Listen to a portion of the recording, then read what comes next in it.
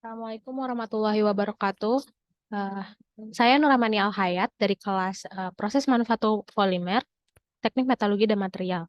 Hari ini saya akan menjelaskan apa itu compounding dan aditif. Apa sih compounding itu? Nah, compounding adalah proses di mana berbagai bahan tambahan seperti pigmen, pengisi, bahan penguat, atau bahan pelunak dicampurkan dengan bahan dasar polimer untuk membentuk campuran homogen yang disebut kompon. Proses ini adalah langkah penting dalam pembuatan polimer karena memiliki peran penting dalam meningkatkan sifat-sifat polimer dasar sehingga membuatnya lebih sesuai untuk berbagai aplikasi. Nah, tujuan utamanya dari compounding ini adalah pertama untuk meningkatkan kinerja seperti penguat serat atau pengisi ke dalam polimer dasar, dapat meningkatkan kekuatan, kekakuan, dan ketahanan aus polimer. Kemudian, untuk modifikasi sifat fisik. Nah, memungkinkan pengendalian sifat fisik polimer seperti warna, transparasi, atau kekerasan. Kemudian untuk peningkatan ketahanan terhadap suhu dan kimia. Nah, jadi dia tuh meningkatkan ketahanan polimer terhadap suhu ekstrim, zat kimia, dan lingkungan lainnya. Nah, kemudian untuk menghemat biaya, menggunakan bahan tambahan yang lebih murah untuk memperkuat atau memperbaiki sifat-sifat polimer dasar. Yang terakhir adalah untuk penyediaan warna dan estetika. Fungsinya untuk memberikan warna atau efek estetika pada produk polimer seperti warna dalam mainan atau produk konsumen. Nah, ini untuk gambaran dari skema plastik compounding. Biasanya dalam bentuk resin, kemudian untuk jenis-jenis aditifnya bisa ditambahkan filler, plasticizer, aditif, kemudian diolah dalam mesin Ziblet Schneider extruder, dan kemudian selanjutnya sampai akhirnya menjadi sebuah plastik granul yang nantinya akan siap diolah dibentuk kembali menjadi suatu produk yang dapat digunakan bagi kehidupan sehari-hari. Kemudian apa sih hal yang paling penting atau faktor-faktor penting dalam proses compounding?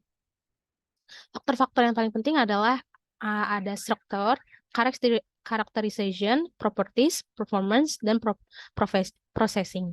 Kemudian dari beberapa faktor tersebut yang paling terpenting adalah bagaimana prosesnya. Nah, prosesnya ini untuk menghasilkan performa dari campuran yang maksimal. Gimana nih kira-kira proses yang baik dan benar untuk menghasilkan performa yang diinginkan dalam sebuah produk.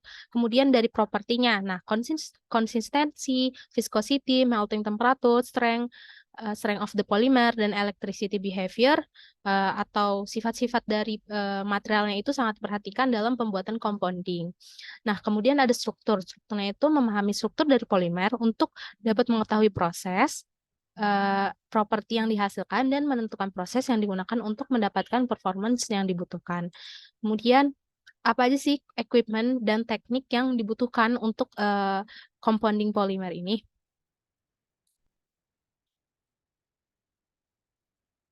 Nah, equipmentnya itu sendiri dari polimer itu pertama dia ada bagaimana proses distribusi molekul-molekul polimernya itu. Yang pertama ada uniform dispersion. Dari gambarnya sendiri berarti molekul-molekul polimer ini dia terdistribusi secara seragam. Nah, kemudian ada random dispersion. Dari molekul-molekul polimernya ini dia terdistribusi secara random dan nggak seragam gitu jadinya. Dan kemudian ada clump dispersion. Kalau dari gambarnya terlihat jelas kalau ada beberapa kelompok dari molekul-molekul polimer yang ada dalam bahan atau material polimer tersebut. Kemudian bagaimana hubungan antara viskositas dan shear rate antara dari polimer-polimer itu. Jadi polimer itu dibagi dua, ada yang Newtonian dan non-Newtonian.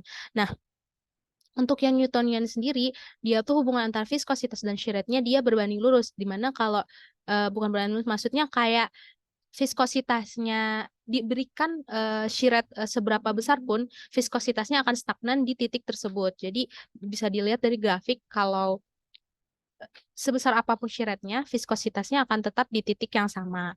Jadi kalau misalkan ada sebuah polimer Newtonian, dia kalau misalkan dikasih sebuah gesekan, dia tuh nggak berpengaruh sama gesekan tersebut, nggak terpengaruh sama shear rate tersebut. Jadi viskositasnya akan tetap. Contohnya adalah air. Air dimanapun dia berada, kekentalannya akan segitu-gitu aja. Tuh. Nah, kemudian ada non-Newtonian. Non-Newtonian ini ada dilatan, bahan plastik, dan pseudoplastik. Nah, kalau pseudoplastik itu, dia tuh kalau misalkan dikasih shear rate atau gesekan, viskositasnya dia malah akan menurun.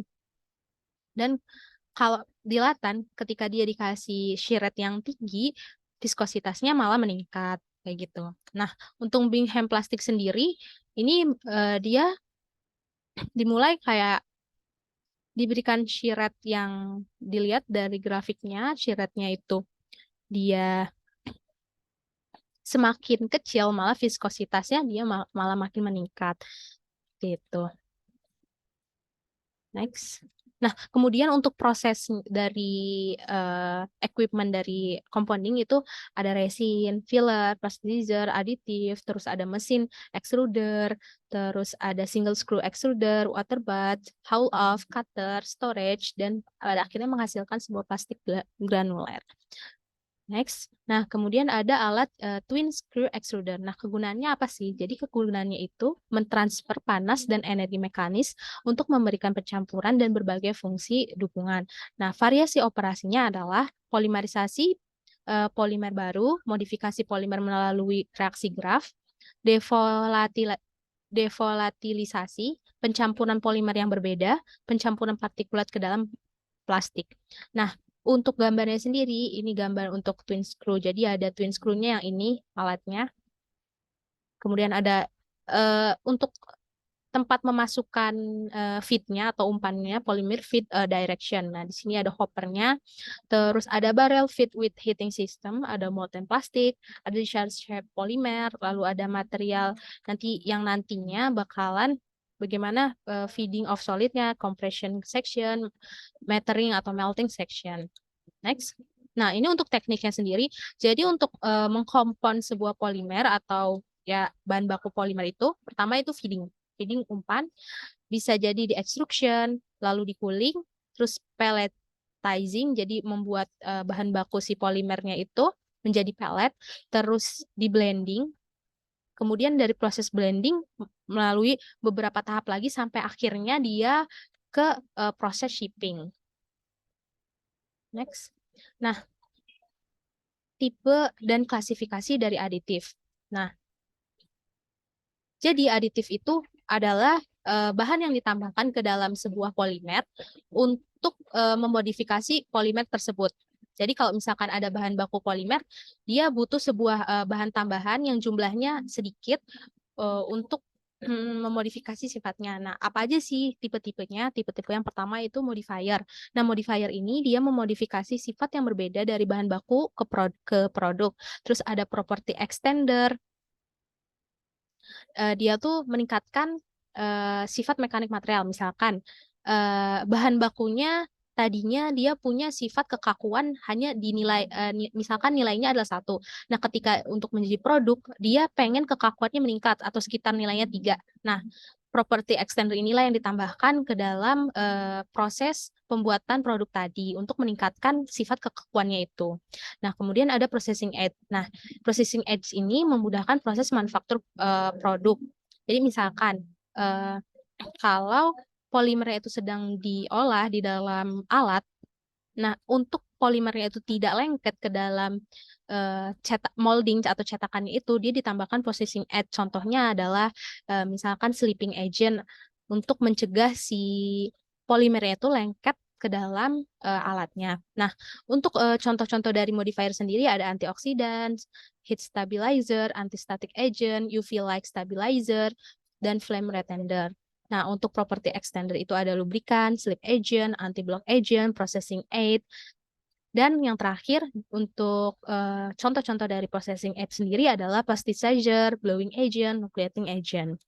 Nah, next. Nah, bagaimana mekanisme jadi aditif tuh punya banyak jenis kan. Nah, ini salah satu contoh dari aditif filler dan reinforcement.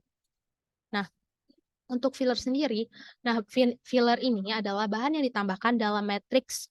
Nah, matriksnya itu matriks polimer untuk meningkatkan kekuatan dan kekakuan polimer. Nah, contohnya adalah kalsium karbonat. Nah, kemudian reinforcement ini dia tuh bahan yang ditambahkan dalam matriks polimer untuk meningkatkan kekuatan tarik dan kekuatan lentur polimer. Jadi bedanya antara filler dan reinforcement adalah dari mechanical properties yang dihasilkan setelah penambahan kedua bahan ini. Jadi kalau filler itu meningkatkan kekuatan dan kekakuan, sedangkan reinforcement ini meningkatkan kekuatan tarik dan kekuatan lentur polimer. Nah, mekanismenya gimana? Nah, mekanismenya itu, ini dari gambarnya ini dilihat, ini yang kuning-kuning adalah matriks polimernya, sedangkan yang analogi yang biru-biru ini adalah filler atau reinforcement-nya. Jadi dia tersebar merata di matriks polimernya. Nah, bagaimana mekanismenya? Jadi mekanismenya itu partikel mengisi celah, kemudian membentuk ikatan dengan matriks polimer. Setelah membentuk ikatan, dia bakalan meminimalisir deformasi yang terjadi. Kemudian setelah diminimalisir deformasinya, produk itu atau materialnya akan bebas yang diterima matriks akan jadi beban yang diterima matriks itu akan dibagi dengan partikel sebagai penguat. Jadi kalau misalkan udah udah ditambahkan matriks polimer itu, nanti beban yang diterima oleh material dia nggak akan ditahan oleh matriksnya aja. Jadi bebannya itu bakal terdistribusi merata ke filler dan reinforcement-nya itu sebagai penguat. Terus kunci utamanya apa nih? Kunci utama dari filler dan reinforcement ini dia ikatan antar matriks dan filler atau reinforcement-nya harus kuat supaya terjadi penguatan. Nah, jika tidak kuat atau bagus, filler hanya akan berperan sebagai impurities atau pengotor. Next. Nah, kemudian ada aditif lagi, jenisnya adalah plasticizer. Nah, untuk plasticizer sendiri apa sih? Plasticizer itu adalah bahan yang ditambahkan pada polimer untuk membentuk material plastik lebih fleksibel dan mempermudah processing. Nah, jenis-jenisnya itu ada phthalates, yaitu ada contohnya DOP, DEHP, DINP, DIDP, terus ada fosfat, trioktil, fosfat, oktil difenil, fosfat, kresil difenil fosfat, dan lain-lain. Kemudian ada ester, sebakates, adipates, azelates, dan trimelitates. Kemudian ada adipat, DOA, dan DBA, dan yang terakhir ada amina, TOTM, dan TEHTM. Nah, mekanismenya itu bagaimana sih? Nah, mekanisme untuk plasticizer sendiri, misalkan nih, ini ada gambar, jadi yang biru ini dia adalah polimer chain-nya atau rantai polimernya. Kemudian yang pink-pinknya ini dia adalah plasticizer-nya. Nah, dia bakalan menyelip di antara polimer chain-nya. Nah, plasticizer-nya ini bakalan terdispersi ke dalam rantai polimer. Terus dia tuh antara rantai polimernya itu akan memberikan jarak antar rantai polimer gitu. Nah, ketika jaraknya itu makin melebar, makin besar, dia bakalan ngebuat free volume-nya itu semakin meningkat. Nah, ketika free volume meningkat, dia ketika ditarik ataupun terkena efek dari luar, dia bakal lebih lunak dan lebih fleksibel kayak gitu. Ini, misalkan nih, atau gambarannya kayak gini.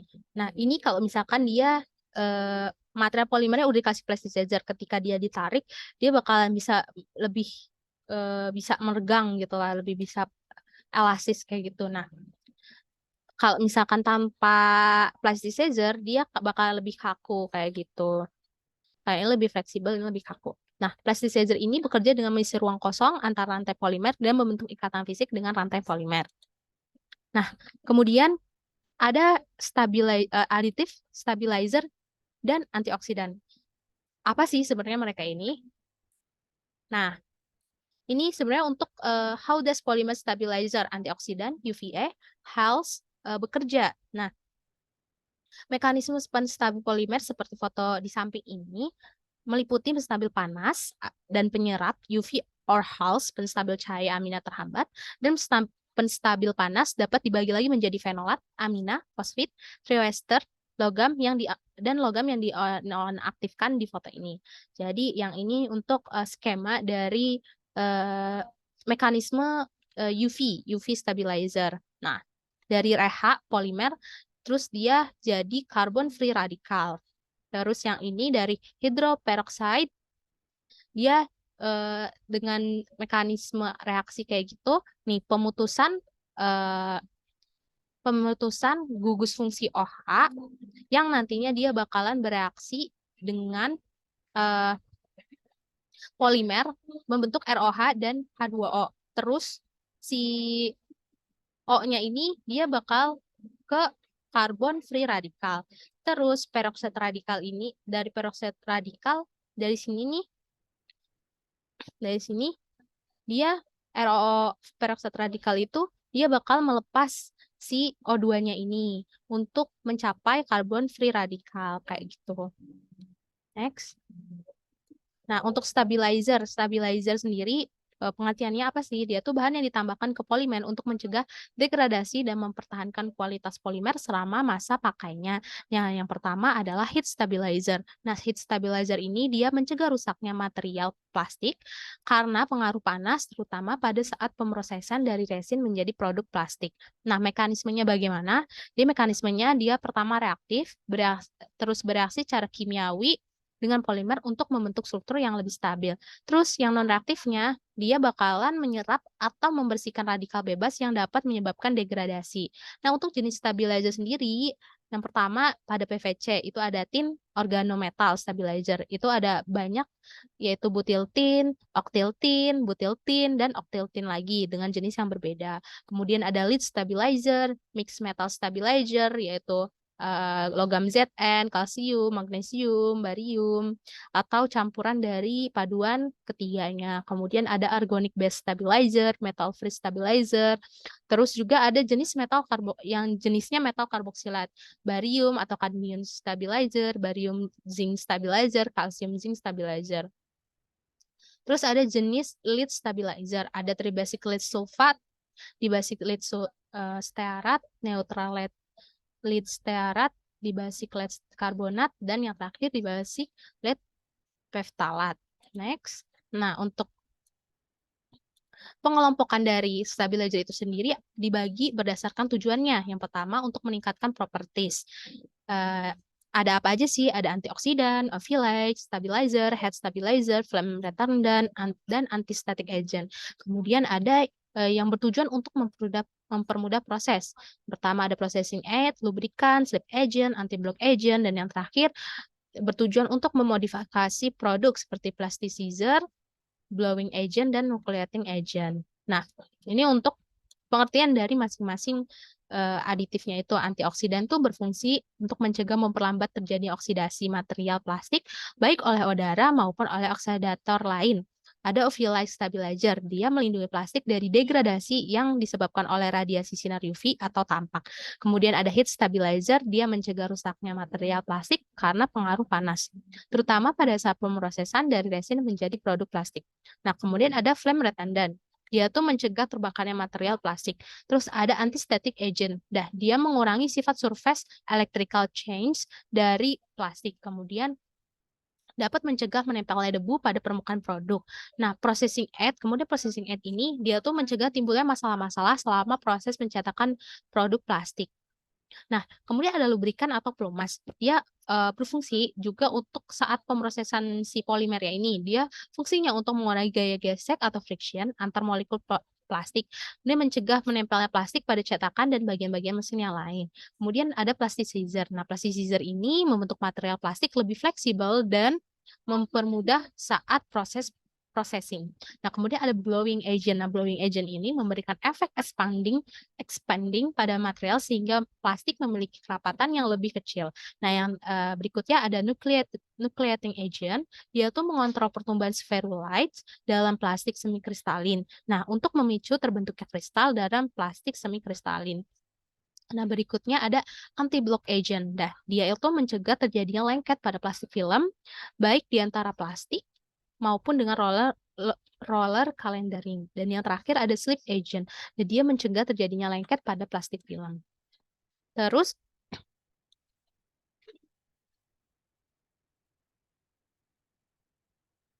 nah, itu kan dari contoh-contohnya tadi. Tadi ada heat stabilizer dan yang kedua ada UV light stabilizer. Nah, UV light stabilizer ini dia bahan yang digunakan untuk mengantisipasi terjadinya reaksi akibat photo-oxidation oleh sinar ultra ungu dan sinar tampak terhadap material plastik. Nah, mekanismenya adalah penyerapan sinar UV atau UV stabilizer, terus quencher, dekomposisi senyawa hidroperoksida. Sinar UV ini nanti mengaktifkan senyawa hidroperoksida, kemudian HP decomposer menguraikan HP menjadi senyawa yang tidak aktif. Terus free radical scavenging. Nah, like stabilizer yang banyak digunakan diantaranya adalah hyderamine like stabilizer atau HALS. Kemudian ada hidroksi benzofenols, ada hidroksifenil benzotriazol, organic nickel dan organic nickel compound. Nah, kemudian ada antioksidan nih. Antioksidan ini senyawa kimia yang digunakan untuk mencegah atau menghambat terjadinya reaksi oksidasi dan material plastik. Nah, jenis-jenis oksidan ini ada 3. Yang pertama, dia adalah primary antioksidan atau preventif AO. Nah, dia itu berfungsi untuk menjadikan peroksid maupun radikal alkil yang terbentuk dalam tahap pengaktifan dan tahap propagasi, misal fenoksi, menjadi tidak aktif dengan membentuk radikal lain dan produk samping yang stabil. Kemudian secondary antioksidan chain branching AO. Nah, dia menguraikan senyawa hidroperoksid dengan membentuk senyawa yang lebih stabil. Kemudian ada metal deaktivator. Nah, dia itu menangkap ion-ion logam yang terdapat dalam polimer dengan membentuk senyawa kompleks atau chelat yang stabil. Nah, ini kemudian ada kelas-kelas dari antioksidan, mekanisme dan example dari antioksidan yang pertama ada proper antioksidan. Dia inactivating lipid free radical. Contohnya phenolic compound. Nah, yang kedua ada hydroperoxide stabilizer. Dia dengan preventing hydroxy peroxide decomposition into free radical. Terus contohnya phenolic compound. Terus ada sinergis dengan which promoting activity of proper antioxidant. And then contohnya citric acid, ascorbic acid.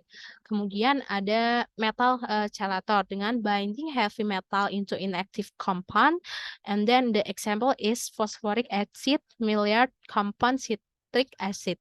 Nah, antioxidant class singlet oxygen quencher, the mechanism is transforming singlet into triplet oxygen, and then the example is carotene. And then substance reduction hydroperoxide, that's the mechanism is reduction hydroperoxide in a non-radical way. And then the example is protein and amino acid. Nah, mekanismenya itu adalah chain initiation, langkah pengaktifan. Karena adanya heat, O2 UV light match shear, terus dari R dan R dia bertemu jadi 2R. Terus RH, terus dia kehilangan atom H-nya, dia jadi radikal alkil. Nah, chain propagation ini atau reaksi lanjutannya dari radikal alkil dia bertemu dengan oksigen dan bereaksi dan akhirnya dia menjadi ROO atau radikal peroxide. Nah, kemudian dari radikal peroxide itu sendiri dia bakal bereaksi lagi nih sama RH RH si alkil yang sama hidro itu. Nah, setelah bereaksi dia bakalan jadi ROH atau hydroperoxide dan alkil yang radikal kayak gitu. Kemudian ada chain branching. Nah, dari ROH tadi dia bakal terpecah lagi nih radikal alkoxil menjadi radikal hidroksil.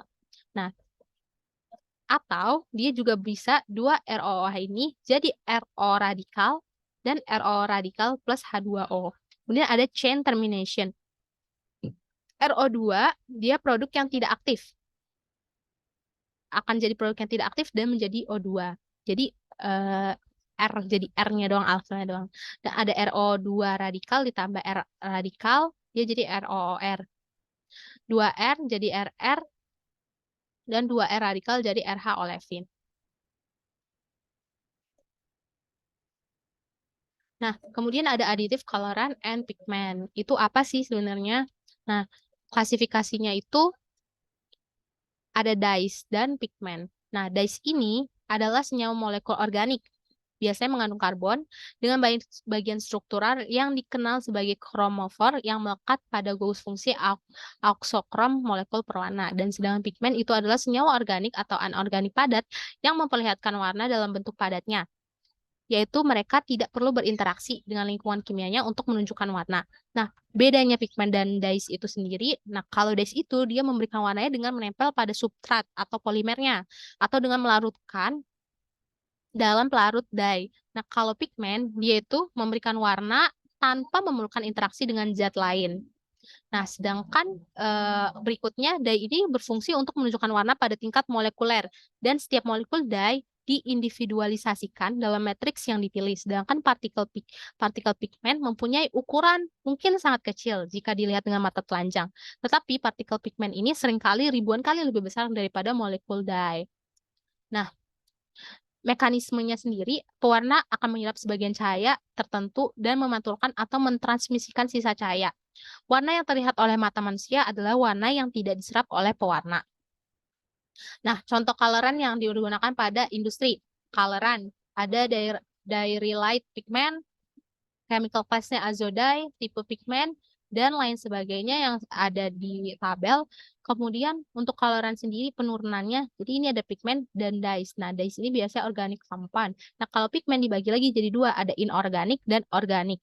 Nah, kalau inorganic ada white pigment, colored pigment, black pigment, special pigment, dan filler extender. Terus kalau yang organik, dia ada color pigment, black pigment, special pigment, dan filler extender. Nah, berikutnya contoh aditif berikutnya adalah flame retardant. Itu apa sih? Nah, kalau flame retardant itu jadi bahan atau aditif yang dapat membantu plastik agar tidak mudah terbakar. Nah, mekanismenya bagaimana? Nah, mekanismenya itu pertama ada fase kondensasi, yaitu dia dapat terjadi baik secara kimia atau fisika. Kemudian FR ini akan berfungsi sebagai heat sink atau pembentukan char, dilution atau reaksi kimia endoterm. Nah, yang kedua pada fase gas, dia bakal menghentikan reaksi pembakaran. Nih, dari gambarnya sendiri polimer, dia polimer ini terus ada panas, kemudian ketika terkena panas, dia bakalan berfungsi sebagai heat sink. Jadi dengan membentuk si carnya ini untuk menahan panas. Kayak gitu. Untuk jenis-jenis sendiri ada halogenat, non-halogenat, intumescent, inorganic, dan organik. Nah, kemudian ada nucleating agent in compounding. Nah, nucleating agent ini dia adalah bahan tambahan pembentuk inti kristal pada material plastik. Jadi dia tuh untuk mekanismenya, jadi dia tuh ini untuk mekanismenya ketika polimer diberikan nucleating agent, dia bakal ada agen yang merangsang untuk membentuk sebuah inti-inti kristal itu. Ketika dimasukkan nucleating agentnya semakin banyak, dia bakal membentuk inti-inti kristal yang makin banyak. Jadi untuk persebaran ukurannya itu akan lebih baik kalau misalkan inti kristalnya itu makin banyak, karena ketika dia makin banyak, otomatis si inti kristal itu makan lebih kecil dan luas permukaannya itu akan lebih besar. Nah, dimana kalau luas permukaannya lebih besar, dia bakal lebih bisa menyerap energi atau fully kristal, dan untuk kejernihan dan kekakuannya sendiri dia akan lebih meningkat. Nah, nih membantu membentukkan inti kristal awal atau nukleus pada saat pendinginan polimer dari suhu leleh. Semakin cepat proses pembentukan, semakin banyak nukleus terbentuk. Ukuran kristal kecil meningkatkan sifat mekanik dan termal polimer. Gitu. Nah, gimana kalau antistatic agent in compounding ini? Nah, antistatic agent ini dia tuh aditif untuk mengurangi atau menghilangkan muatan statik yang terbentuk pada permukaan polimer. Jenis-jenisnya ada non-ionik seperti ester, asam lemak, etoksilat, alkyl amin, dietanolamid, dan sebagainya. Ada anionik, alkyl sulfonat, alkyl fosfat, dan alkali metal. Kemudian ada kationik, garam-garam amonium. Dan yang terakhir ada amfoterik, alkyl betaine. Nah, mekanismenya itu sendiri, pertama ada migrasi molekul agen antistatik ke permukaan polimer, kedua ada tarikan molekul air yang polar, dan yang ketiga terbentuknya lapisan antistatik. Nah, yang terakhir, common problem in compounding itu apa aja sih? Nah, masalahnya adalah bagaimana pengurangan debunya dalam compounding. Solusinya menggunakan teknologi penanganan bahan dan peralatan produksi yang tepat. Kemudian ada peningkatan kualitas dispersi. untuk meningkatkannya itu menjadi sebuah masalah. Nah, solusinya adalah teknik pencampuran dan peracikan yang tepat. Nah, bagaimana masalah berikutnya adalah optimalisasi dosis dan solusinya menggunakan teknologi pengukuran dan kontrol proses canggih. Sekian dari saya, kurang lebihnya mohon maaf. Wassalamualaikum warahmatullahi wabarakatuh.